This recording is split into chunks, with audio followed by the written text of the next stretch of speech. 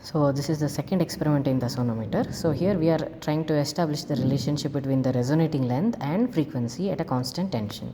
So previously what we had done, we had established a relationship between resonating length and tension at constant frequency. Now we are keeping the constant, we are keeping the tension constant and varying the frequency. So we can do that by tune with the help of the tuning forks. So what I have done, I have lined up here the tuning forks, around 6-7 of them. So you have to lay it in a descending order. So this is 512, 480, 426, 384, 341, 320, like that. You have to keep it in descending order, and you have to make sure that the length is small. So start with around 12 centimeter, 12 to 13 centimeter. That would be your length. That means the length between the middle of the knife edge to this middle of knife edge should be around 12 to 13 centimeter. So for that length you have to start with the 512 hertz, and every time you decrease the frequency you have to keep on increasing the resonating length. Now what we are trying to do, we are trying to force the wire which is within this knife edges, and we are trying to match the natural frequency of this wire with this external frequency, so which is 512. So when I strike this tuning fork on the synthetic rubber here like this, it will vibrate at 512 hertz. That means 512 times in 1 second.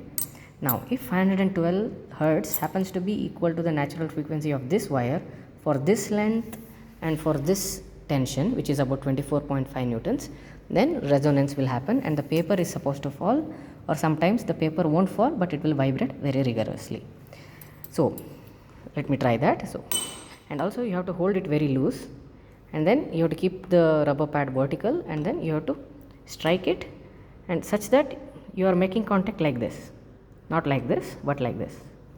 So let me try that. You can see that the paper is vibrating now.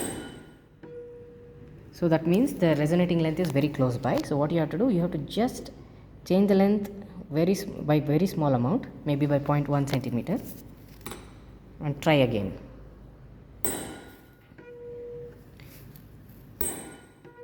So it's not falling, so sometimes it doesn't fall. So then what you should do, you should basically stop at wherever you think the amplitude of vibration is maximum. So you can see that the vibration has decreased, so that means I have to increase the length. I have to go the other way. Now I am increasing the length.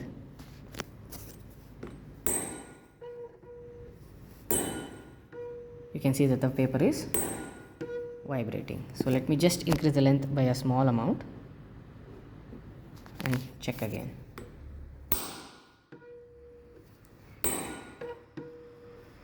Okay, it's about to fall, I think, so I'll increase the length even more by a very small amount. So it has, you can see that the vibration has decreased again, so that means the resonance has occurred already. So I'll decrease the length again. So I've decreased it.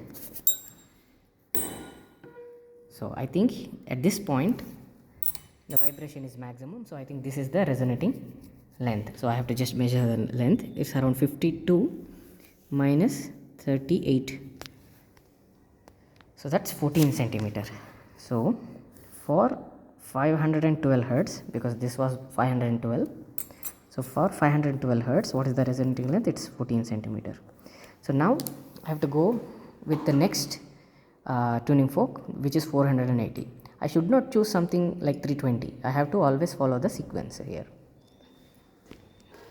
So now I am doing for 426 hertz. So you can see that it is for 426. So for 426 hertz, you can see that the paper is starting to vibrate, but this is the best length I can get. So if I increase the length further, it will stop vibrating. If I decrease the length, it will again stop vibrating. So this is the best possible length. So I'll take this length as the resonating length. So similarly, I have calculated the resonating length for 384. Now I am doing for 341. So basically now you don't have to go back to the initial length of 14 centimeter or 13 centimeter. You can continue wherever you left off. So for me, for 384, I got it around 18.5. Now this distance is around 19. So let me check. So you can see that the paper is vibrating. So I'll just increase the length by very small amount, and I'll try to get where the amplitude is maximum. Now you can see that the amplitude has decreased once again, so that means I have to go the other way. I have to decrease the length.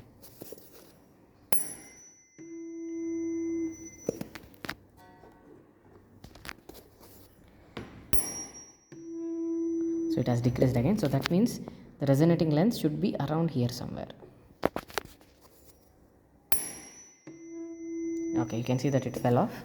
So it's around 52 minus 32.4, that is the resonating length for 341 hertz. So these are the rest of the readings. So for beyond 288 and 256, you may not observe that the paper may not fall, but it will still vibrate vigorously. So you have to stop, you have to take that as the resonating length. So you can see that for 256 hertz, you can see that the paper is vibrating. This is the maximum. It won't vibrate more than that because the frequency is very small. So paper may not fall, but you have to take this as the resonating length. So I have plotted all the observations except for 512 because it is not agreeing well with the observations with the trend. So maybe because there is something wrong with the 512 hertz tuning fork. So sometimes it happens when you strike the tuning fork not on the rubber pad but on somewhere else, so it might lose its frequency.